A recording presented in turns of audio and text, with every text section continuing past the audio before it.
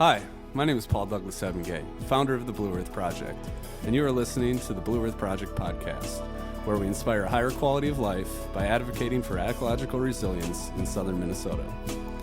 We promote honest conversations and awareness of local issues through our social platform. We support businesses, individuals, and projects that are making creative efforts to practice consciously. We engage our community, implement our own programs, and conduct independent research in hopes of finding a solution to some of our most paramount problems. All right. Hello, everybody. My name is Dave Sandersfeld, the producer of the Blue Earth Project podcast. And I just want to start off by thanking our sponsor for this episode today, KMSU Mankato. We are sitting in their studios getting to do this and speaking into some nice Shure SM7s, and, we're kind of getting dialed in here. And I am, of course, with your host, Paul Douglas Ebengay, and we have a very special guest with us, Briana Baker. So, how are you guys? Doing well, Dave. Great. Thanks for asking. Awesome.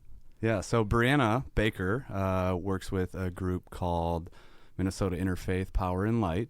And Briana, maybe you could give us a little more insight into what MNIPL does and what kind of role you play in that organization. Yeah, great. Well, I'm the Southern Minnesota coordinator for Minnesota Interfaith Power and Light. It's a nonprofit that operates throughout the state. Most of our staff is in the metro area, but we also have a network in northern Minnesota and now one in southern Minnesota. We've had a group active in St. Peter for a number of years, but now I've sort of been hired on to be a more present resource in southern Minnesota. And what we do as an organization with Minnesota Interfaith Power and Light is work to grow an interfaith climate justice movement. And what that really means is sort of a couple specific things. One of them is that we see this work of fighting climate change and environmental destruction as justice work. These are things that very much affect the well-being of people. Mm-hmm. Caring for the water, the air, the land. Those aren't just tree hugger issues. They have implications for the health and well-being of people, whether that's people here in Mankato or people across the planet. And for that reason, people of faith, people of moral conviction, have a unique role to play in that work of bringing that sort of justice and equity to our world. The other sort of thing that growing an interfaith climate justice movement means is that there's a place for everyone in this work, and there's a place for everyone in a way that's connected to your most deeply held values. For a lot of people, that's a faith tradition. For some people, it's not, but it's still connected to the things that you care about the most. Right. And that's really important to doing this work that can sometimes be really hard and overwhelming. Mm-hmm. Climate change, economic justice, racial justice, those are all really big topics that can be kind of overwhelming. And doing that in a way that's connected to the things you care about the most allows us to do it in ways that are life-giving and fulfilling instead of in ways that just feel like a burden and feel like are going to burn us out really quickly. So that's sort of the perspective that we enter this work in from. Okay, that's good stuff. It's important work that you're doing, Briana. So maybe you could explain a little further. Do you have a specific title with the organization? And are you the one who kind of is, are you headlining this expansion into southern Minnesota? And, when did you guys expand to southern Minnesota, and how's that been going so far? Sure. My title is Southern Minnesota Coordinator, and I live right here in Mankato, so it's, a little bit easier and makes a little bit more sense to do this work as a member of the community instead of someone coming from a different place. We've had a group of people in St. Peter that call themselves the River Prairie Network for, I want to say 5 to 6 years. But that's been really sort of the most of our organized structure in southern Minnesota. But I am here to be kind of to do a few different things in southern Minnesota, to both, carry out some specific projects that we have in mind. We'll probably talk a little bit more about the solar work that we're doing down here. Yeah, cool. But to also just be a resource to faith communities, to really sort of anyone who is looking for a little bit of structure and community to do this work through. Yeah, what stuck out to me in your guys' mission when I heard, your pitch a couple times was that you're kind of expanding on what a lot of other people are doing. There's a lot of solar companies out there, but it sounded like you guys were, kind of taking it to a whole new level in terms of what you were trying to offer, not just from the service standpoint, but from the community service standpoint and the justice standpoint, which you kind of touched on. And what I would like to see, maybe we shouldn't do this first, but we can go there. What is it exactly that separates your organization from these other, clean energy groups in a sense of what you guys provide? Yeah, you're exactly right. And we're really lucky in Minnesota, especially on the renewable energy front, because Minnesota is a leader throughout the country in clean energy and renewable energy. Renewable energy is growing like crazy throughout the country, but Minnesota is really at the top of that list. And there are a few specific reasons why that's happened, and we can certainly talk more about those. You could touch on them now. That might be a good segue into, start with the history of clean energy in Minnesota and how we're kind of coming to the current situation and how you guys play a role in it with your expansion on the average idea. Mm-hmm. Yeah, there are two specific pieces of legislation that have been really, really important to the growth of renewable energy in Minnesota. Okay. The first one is adopting a renewable energy standard. We did that in 2007. It was over a decade ago. And that standard was 25% of our electricity from renewable sources by 2025. And it's 2018 right now, and we've already met that goal. Oh, great. So we far exceeded that expectation. Now there's sort of a push to increase that to 50% by 2030. That's something that, at Minnesota Interfaith Power and Light, we are really on board with. Something like 71% of Minnesotans are on board with that. And actually, our state senator here in Mankato, Nick Friends, is one of the authors of that bill. I heard that. So that's pretty cool. Unfortunately, in this last session, it never even made it to the floor for a vote, but we're going to keep pushing for it because we think that's, a really helpful thing for Minnesota. The other piece of legislation that was really crucial for this came in 2013, and it's about community solar gardens. Mm-hmm. And community solar gardens sort of fit a really important role in expanding who has access to solar. There are plenty of reasons that not everyone can put panels on their own building, whether it's something as simple as you have big trees in your yard, right, or your roof slopes the wrong direction, or if it's something as systematic as renting your house instead of owning it, right, or not having enough money up front to buy the panels and then make your money back. So all of those reasons are things that sort of keep people from having their own panels. But those people can subscribe to a community solar garden. And what a community solar garden is, it's a larger array of panels all in one place, and then multiple people can subscribe to that. And then, they don't dig new lines to your house. That electricity doesn't come directly to your house. It just goes into the grid, and you get a credit for it on your electric bill. So that makes it a lot. That means it can be available to renters, it can be available to, people who live in apartments, all of those things. So that, and in 2013, the legislature passed some legislation that requires the investor-owned utilities to offer community solar garden options to their customers. Okay. So the investor-owned utility that we have here in southern Minnesota is Xcel Energy. Right. So customers of Xcel Energy, and you might have seen, Xcel can do this in a few different ways. Maybe you've gotten, a letter in the mail with your electric bill telling you about some of the options that go directly through Xcel. But the other way that this often happens is through sort of third-party solar developers.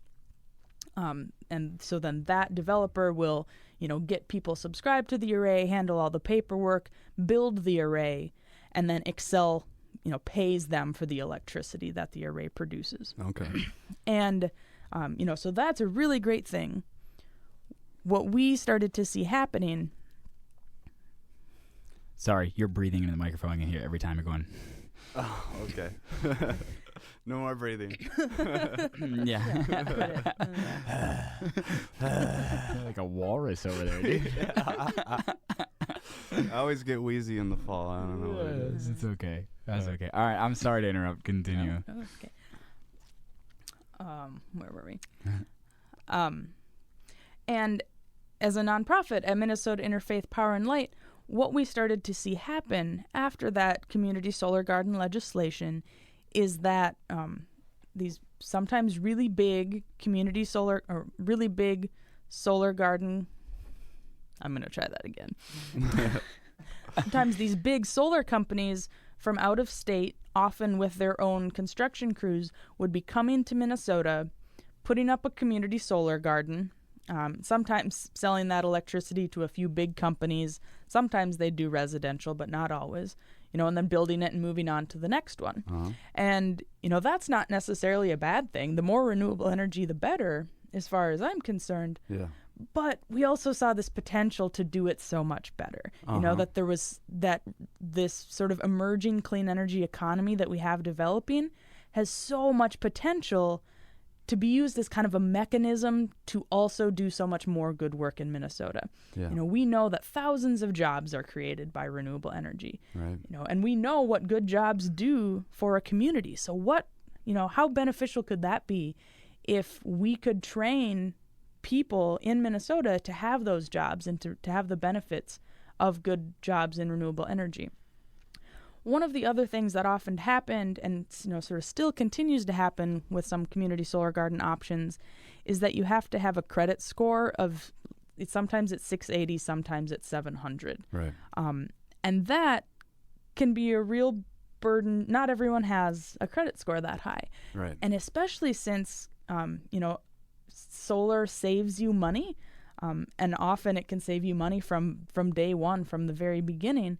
It was important to us that is available to people with all credit scores, and especially those people who could really benefit the most from saving a few dollars on their electric bill. Yeah, that's amazing because it seems like the main point of all this is making it accessible, because we're never going to reach the ultimate goal, 100% renewable energy, if we can't make it accessible to 100% of people. That is exactly right.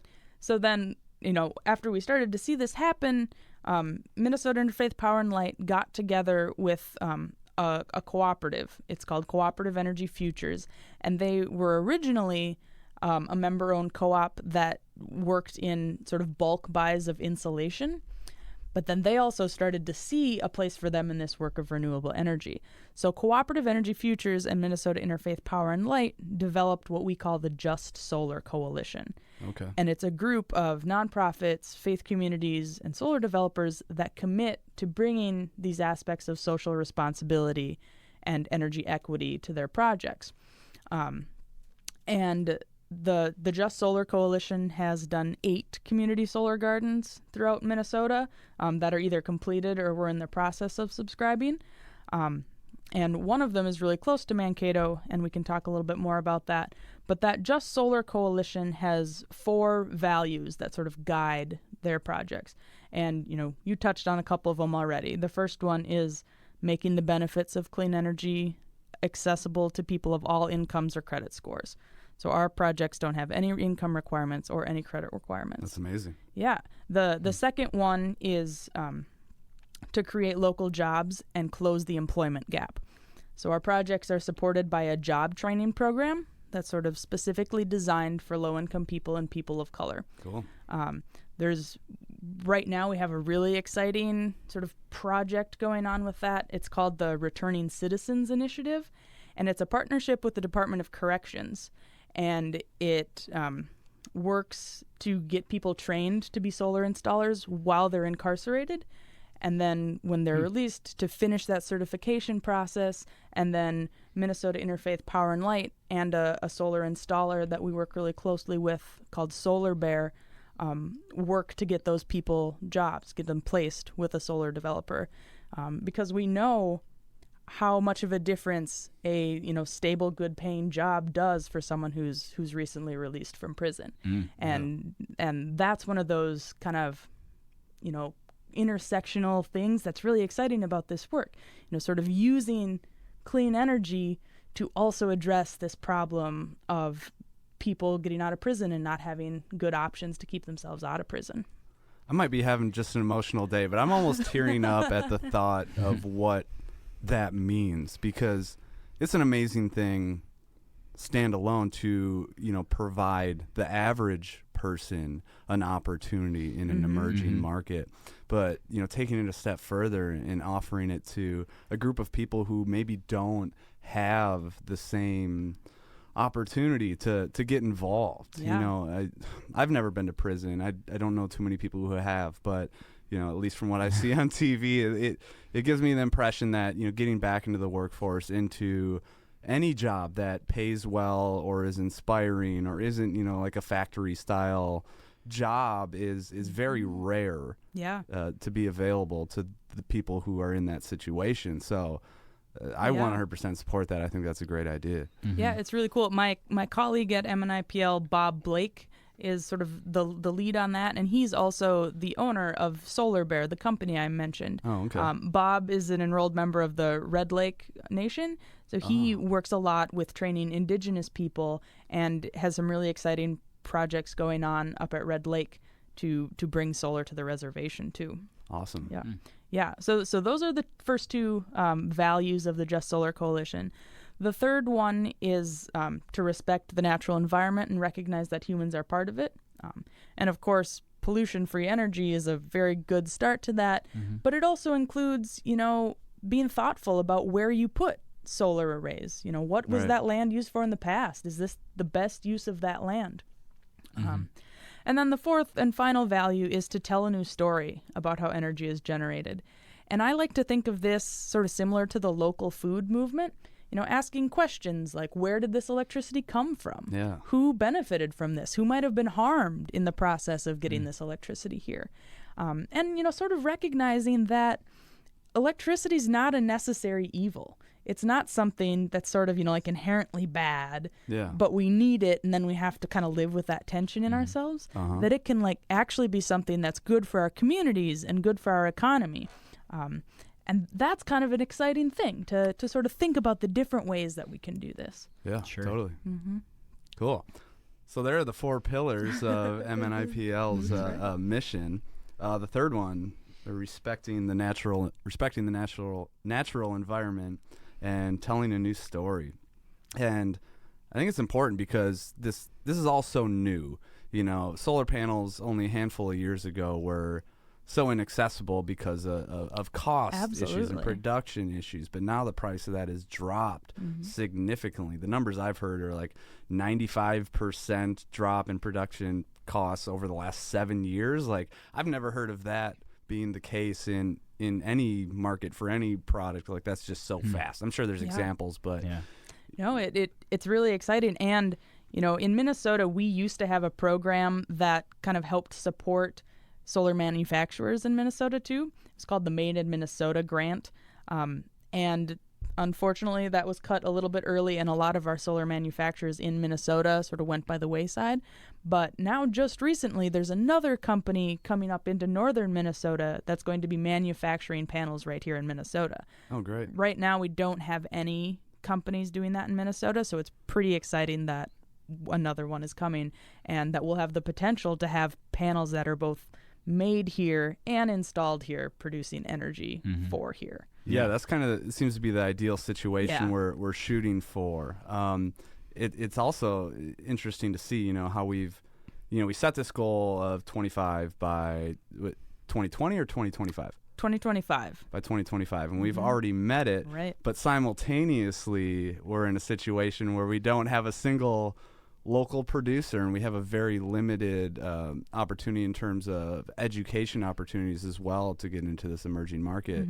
An associate of mine told me that you'd have to go as far as St. Cloud to get an education in clean energy and solar development. I don't know if that's necessarily true or what the specifics are behind that, but it kind of makes you wonder, how can we be so on the leading edge? Maybe California's beating us out, but it seems like we're doing a really good job here. How can that also be simultaneously happening with this huge lack of local production and information about job opportunities? So it sounds like Minnesota Interfaith Power and Light is really trying to address some of those gaps and support some of those voids that need to be filled to really get to where we want to be regionally. Yeah, for sure. We've come a long way and done some good work, but there's still plenty of space here. And this thing that you're talking about, the jobs part, the training, I think is what we still have the most ground to make up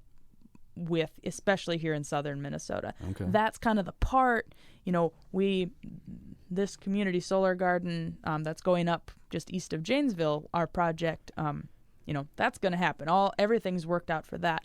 The thing that I'm still figuring out exactly what it's going to look like here in southern Minnesota is exactly that, is the job training part, is the local jobs. How exactly are we going to make that fit? Is that something that people in southern Minnesota are desiring, and how, and I've started doing some exploration and definitely have some places to talk to people who know more about that than I do. Uh-huh. But that's something that's definitely still in the works. How do you see, it sounds like you guys have some program ideas, but how do you see, bridging that gap, getting people these jobs? How are people going to become aware that these jobs exist and then get the opportunity? I know we talked about, providing opportunities for people incarcerated, but what about, the general population? How are we informing them of the upcoming opportunities in this emerging market? That's a really good question. And it's something that I'm still figuring out. That's going to look different in every place. We found a way to make that work in northern Minnesota. We found a way to make that work in North Minneapolis. And we're still figuring out exactly what that's going to look like here. There are a variety of programs that, we actually right here in Mankato have a really awesome resource in South Central College. They do a lot of really practical job training things, and maybe at some point in time, a partnership with South Central would be a really good place to both, access people who are looking for a career change, are looking for training, and connect those with employers who are looking for skilled help to help grow their business. Yeah. Mm-hmm. What kind of jobs are we talking about? What are these opportunities that are available? Yeah. So solar installers are a big one that, takes a certain amount of physical strength and endurance. That's not a perfect fit for everyone, but there's a lot of, engineering, planning, project management type things. Electricians are central to this type of work. There's also, the sales stuff. There's the administration, all of that sort of background stuff that goes into a company. Uh-huh. And it sounds like those two things are kind of separate from what I'm seeing from what these different, companies and organizations are offering, that the developers don't always or ever, at least from what I've observed, play a part in actually filling these gardens with the subscribees who are going to be, I guess, lending a hand in the production of the energy that they then get credited for. That's a really good point. One of the things that's been something that's been important here in Mankato, as we've had a number of companies coming into the area and putting up community solar gardens, is that it can sometimes be really hard to figure out which company is which and which company's doing which project and who actually came to your door and talked to you. And it's been confusing enough to start with. And then, a company will sell a garden to another company and not necessarily tell their subscribers. And maybe it gets delayed a year. And there's been a lot of confusion and miscommunication. One of the things that I'm really excited about with our project is the fact that it's owned by a cooperative. Okay. That when you subscribe, you become a member of Cooperative Energy Futures. Oh, really? Yeah, it's a member-owned co-op. So all of the subscribers are members of this cooperative. And as a member, you have voting rights, you can run for the board, you get dividends, all of these things. It gives you so much more control over your energy. That's way too much privilege. We got to take some of that away. That's too outside the box for me. Just kidding. We cannot have that much control. That's problematic. But no, that's, one of the examples that kind of hit home for me with this, because I'm subscribed to this garden. I'm a member. I have a little bit of stake in here. Yeah. It came up that in the contract there wasn't anything in there that sort of protected people against. So to join the co-op, it's a $25 lifetime membership fee. $25 lifetime membership. Okay. But there was nothing in the contract that said that there would never be an annual fee. It wasn't that there was going to be, it was that nothing in the contract said that at some point in time they wouldn't come up with an annual fee. Okay. And that concerned some people. So we were able to change the contract. So now it reads, there's no plan for an annual fee, but if the board at some point in time recommends an annual fee, then the members have to be given 120 days notice for a member meeting. And then at that member meeting, there has to be a vote. The members have to vote to approve that annual fee. And then if the membership approves it, then 120 days notice has to be given before that annual fee can go into effect. Okay. And that to me seems like the most protection you could possibly ask for against an unreasonable fee. If the members have to vote to approve it and they're given time to understand that and time to exit if they need to, if it's something unreasonable for them, that sort of is exciting to me, because that is kind of bringing democracy right into this process. You get a vote. You get to decide if that's what you want. Yeah, that's great. And you don't see that, that there's kind of there's definitely an obvious difference between, developers who aren't co-ops and developers who are organizations who are, to give everybody who's involved a say. Like you said, it seems very democratic as opposed or to... like Excel, like this last time that Excel raised your electric rates, like, did they ask you about it? Like, no, No, I didn't. I did. Nobody approached me anyways and asked me if I would like to vote on that. They don't like to do that. And I'd like to touch on that quickly, just because you mentioned Excel. You were talking about kind of the cyclical nature of community solar and how, Excel has been, I guess you could say, monopolizing over the energy market in a sense that they control the infrastructure.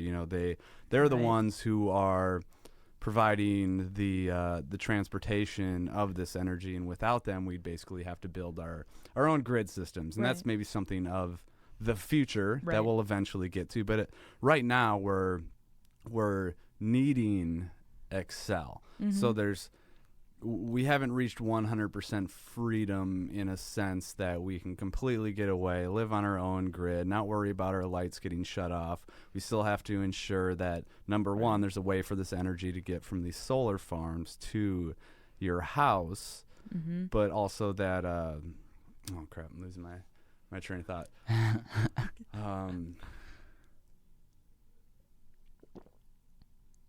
I'm going to insert a cricket noise right here. Please. No, it's funny. We had about four different moments in the first couple episodes where I get off on this tangent and I trail and I trail and I trail and I slowly run out of breath, and then I just sit there and look into the eyes of the people around me, hoping that they'll finish my sentence, but it usually doesn't happen. And then we just stare at them. Yeah. So kind of what I was really trying to talk about is how, there's this freedom involved in, producing our own energy, and there's different levels of freedom involved. And at the end of the day, the underlying factor is that until, and please nobody, bring this up to Excel that I'm saying this, but yeah, they're probably going to hear. But we're not fully free until we can get away from, dare I say, the overlords of our electrical, and our energy infrastructure. We really have to return it to the hands of the people in their local regional situations. And it seems like you guys are kind of, trying to stray away from just, and I don't want to represent you in the fashion of saying like this is what you guys stand for, but you're trying to get closer to that freedom than anybody I've been in contact with is. And I'm not saying that you're saying, down with Excel, like we shouldn't need you, we don't need you, because that's just, I don't know if it's 100% true, but especially right now it's not true, because we do need them still. We do need them to take care of the lines and be the facilitators of this cycle between customer, solar farm, and the energy guys. Right. Like even if you have your own panels on your building, they have to be connected to the grid. So even if you're able to do that, you are still dependent on Excel. You are still dependent on the grid. Right. And you're right. Excel has taken some steps to increase their renewable energy, production. They're also required to do so. Right. So it's kind of one of the things like, great, good job, thank you. But also there's sort of some laws about this. Right. And you're right. We are operating within a system. Excel buys this electricity because they have to. Yeah. But we're pushing it as much as we can and sort of trying to develop a model and a sort of system that we can continue to change it, that we can, at least chip away at some of the power that Excel has and other companies have to sort of limit our options and to limit what the potential that we have to do this in a way that works better for individuals. Mm-hmm. Yeah, I think you guys are on the right track. Thanks. I'm extremely impressed. I don't know about you, Dave. Oh, I'm super impressed. Yes. Yeah, Well, sort of where we're at right now is looking for subscribers to fill our community solar garden. So that is, there's still space. So if people are interested, I'd love to, talk to you about what that means. I live right in Mankato, so I'm, and I'm not here to I want everyone to have the information they need because I don't really. I'm gonna start this over. Yeah. Sorry, no, I honestly like the subtle oh crap, I ran out of. I like that. I was gonna say something I probably shouldn't. No great thought didn't have a pause in between two great parts of it. Exactly. Come on. I like it. We didn't recite this. This isn't from a script. This is No. This is real talk. That's the best part. It sure is. It's really important for us that people have all of the information that they need to make a decision. We don't have anything to hide, so I really want to make sure that, if people are interested in being part of this work and being part of this community solar garden, which anyone with an Excel bill can be part of, and it doesn't, there's no upfront cost. It's totally pay as you go. We have really flexible cancellation options. So if something in your life changes and you can't continue to be part of it, there are really flexible options that make it possible to terminate early if you need to. And that's a really important part about making it accessible to more people too, because especially, people who rent often aren't going to be in the same location for 20, 25 years. So that's another important part of, increasing accessibility. Yeah.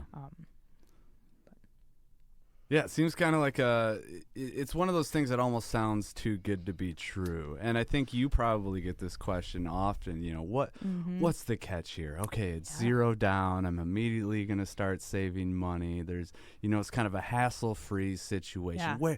Where's the catch? And it's my understanding that, if we dare call it that, but the thing that you could consider the catch is that most of these solar subscription providers or sellers are looking for 25-year agreements. Mm-hmm. And that, is kind of the glaring factor where people go, 25 years. Most people only stay in their house, 6, 7, 8 years on average. What am I going to do if I want to move? How am I going to avoid this, potentially huge cancellation fee?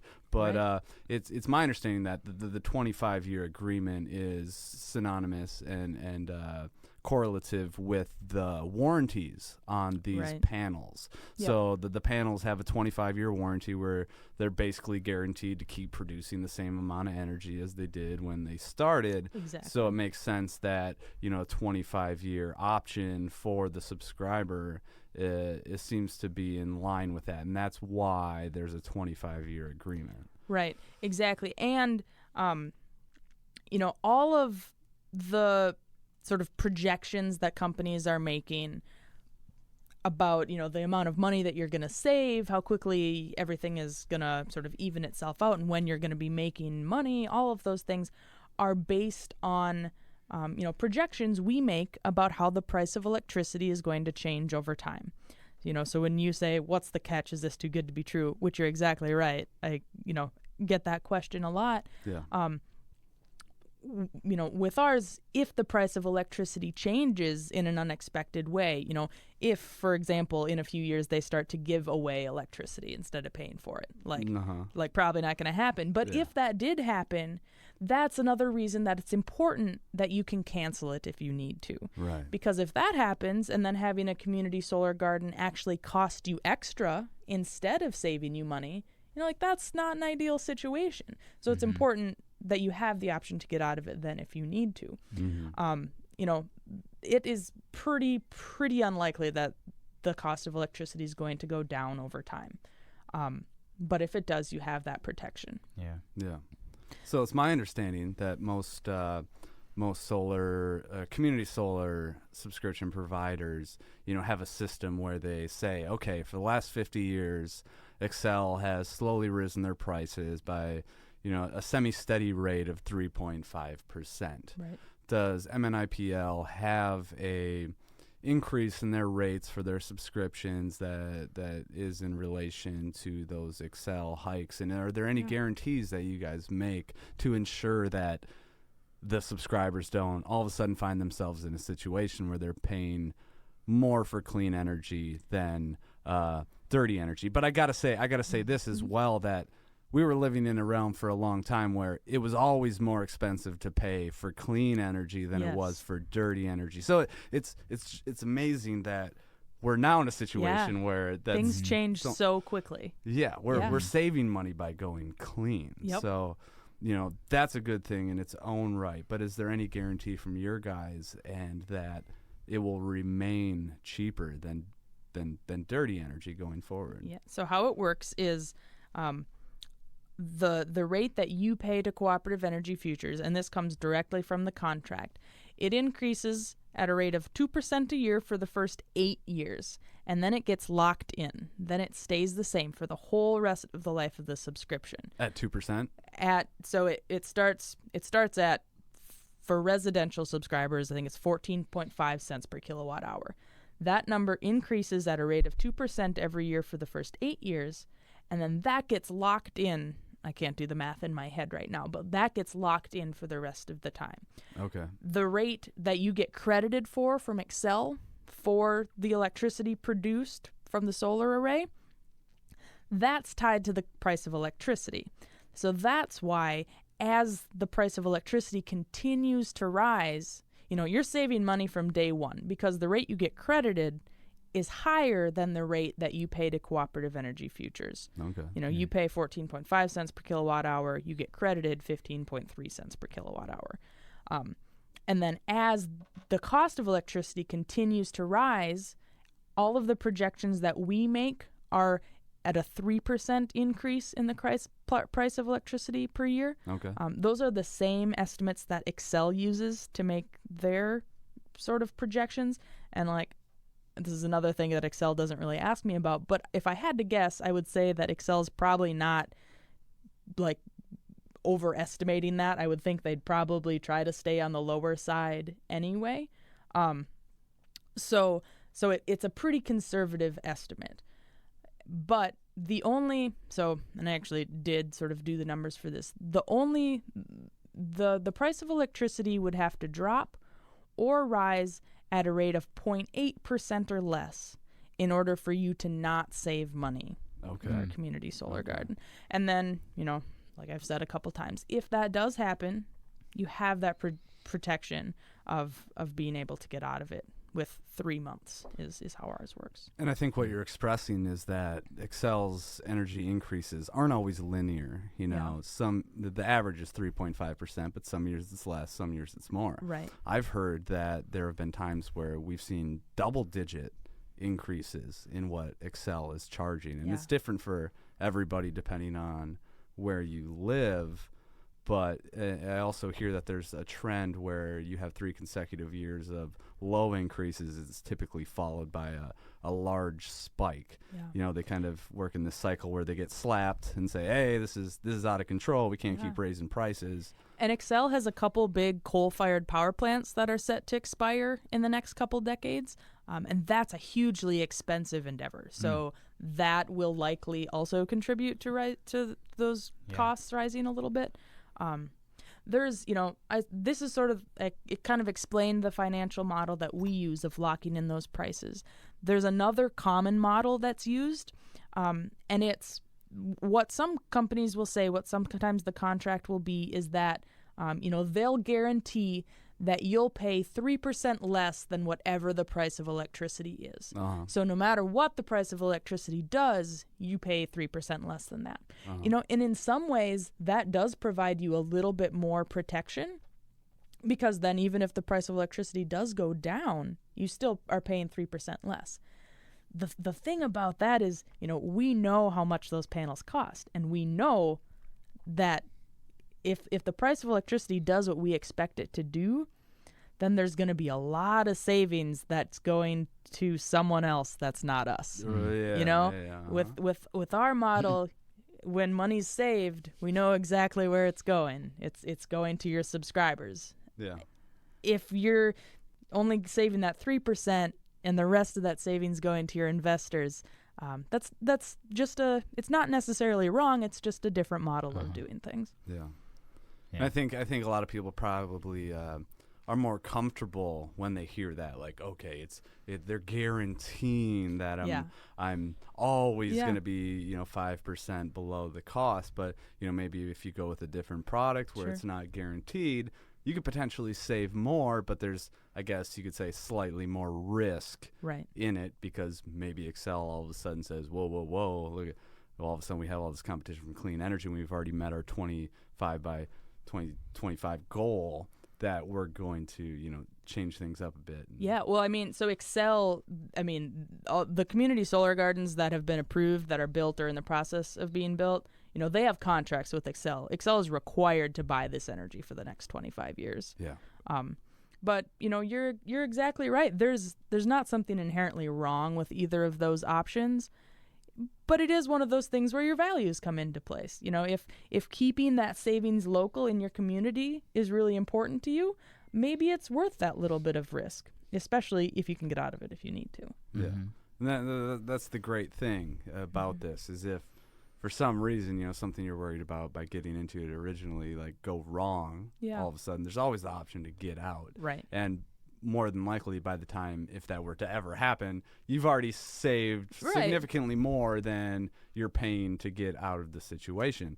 And it's my understanding from other community solar providers I've talked to that there's other benefits also of having your home subscribed, because let's say you want to leave your home, you want to sell your home, you want to move somewhere else, it's outside of Excel's service area, that you could market your home is already being hooked up to clean energy. Now it's more enticing to potential buyers that, hey, you're going to come in here and you're going to start saving immediately by, being subscribed to this, and that the person moving into your home now could kind of take over your subscription. So that would render the need to pay any cancellation fee. Is that true with MNIPL? Yeah, I've heard too, even from some realtors, that can actually be a good selling point, kind of an additional perk.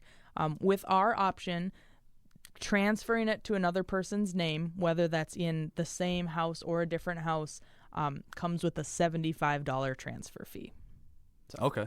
$75. Yeah, that ain't too bad. Yeah.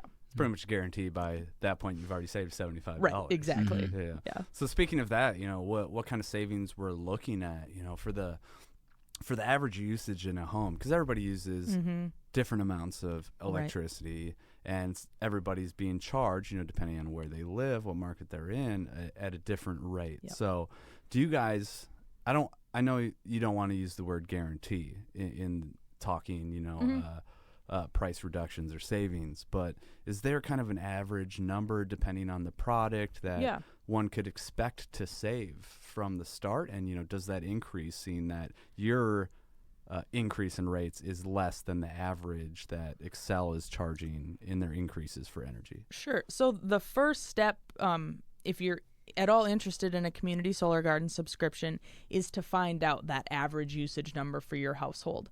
So once you do that, and then Excel they give me one number, it's your average usage. And after that, then it can give some more specific numbers based on your household. But for the average household, it ends up being, the savings is pretty minimal the first year. It's something a little over $100 in that first year, and then gets to be about $10,000 over the life of the subscription.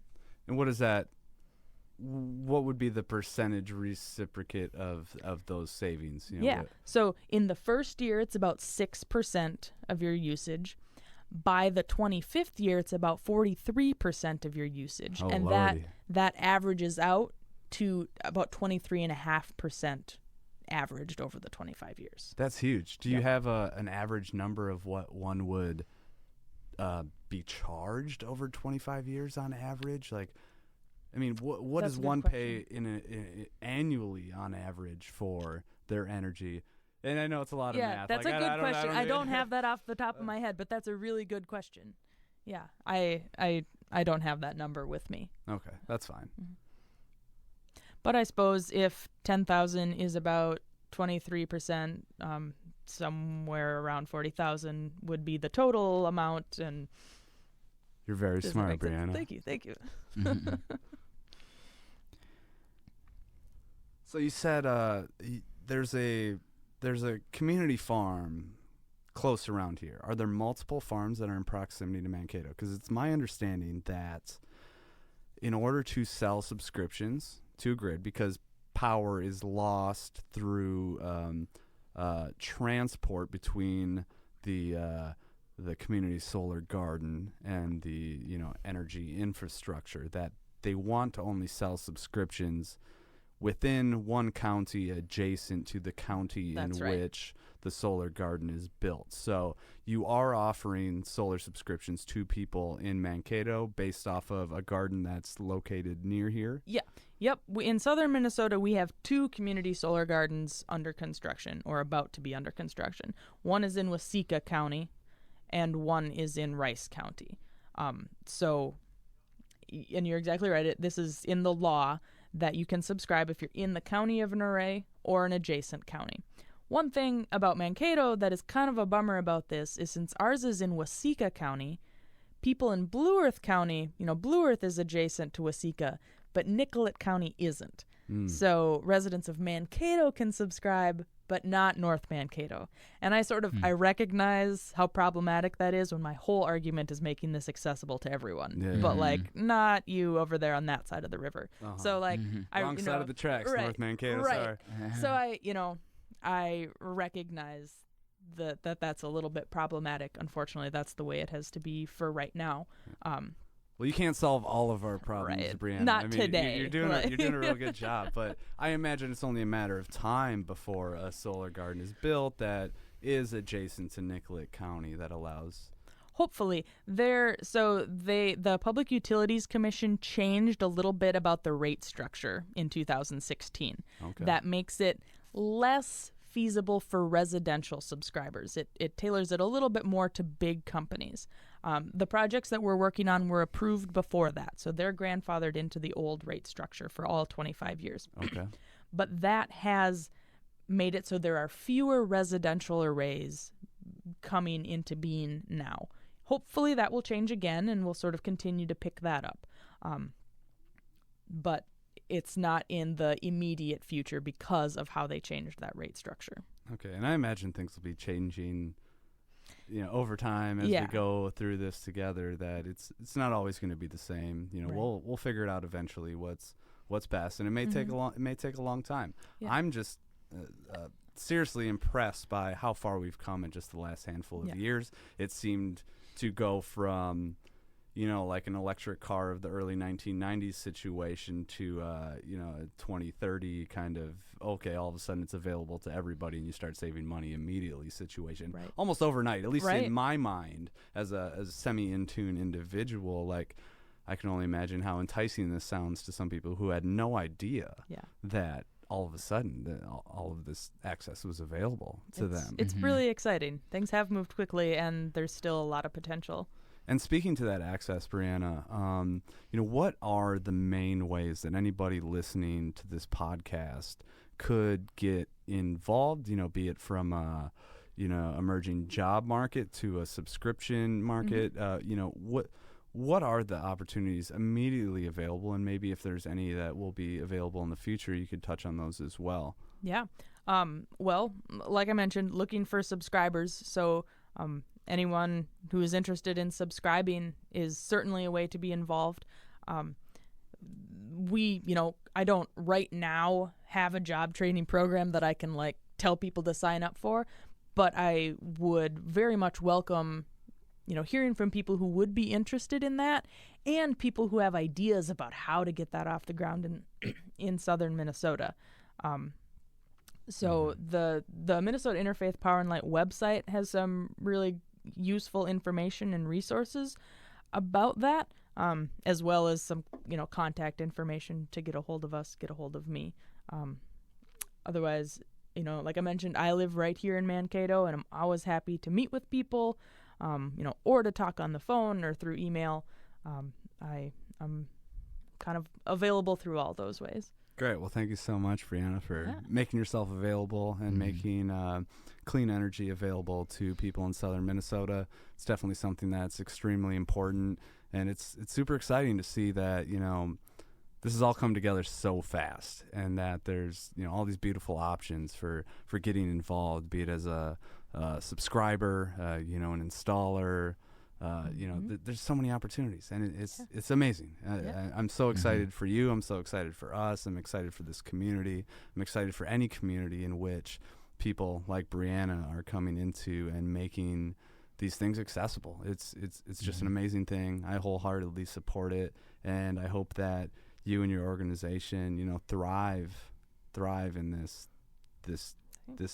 sometimes dark situation that we find ourselves in. A lot of people are really apathetic right now in terms of their relationship with the environment and clean energy and, all of these things, especially with the current administration, kind of casting a shadow on a lot of these things and reversing these things, to see that there are people and organizations who are kind of ignoring that to a degree and busting through that in any way they possibly can. And a lot of times they're within the confines of a system, so they can only do so much. But it seems to me like MNIPL has found all of the opportunities that are available to them to play a part in this paradigm shift. And I just want to applaud you guys for the work that you do, because it's important. It's important. There's a lot of implications to human life, to animal life, to so many things, that it really, almost reverses the negative course that we've been on in certain regards to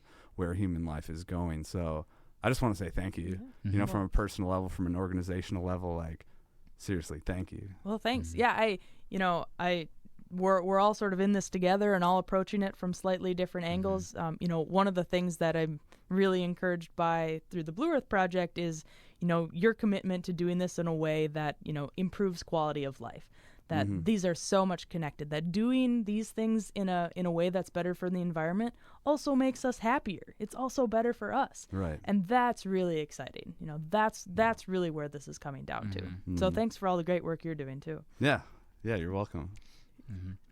Well, yeah, thank you for tuning in to the Blue Earth Project podcast, and keep your ears open for the future, and tune in on the next episode. Thank you. Bye, guys. Thank you.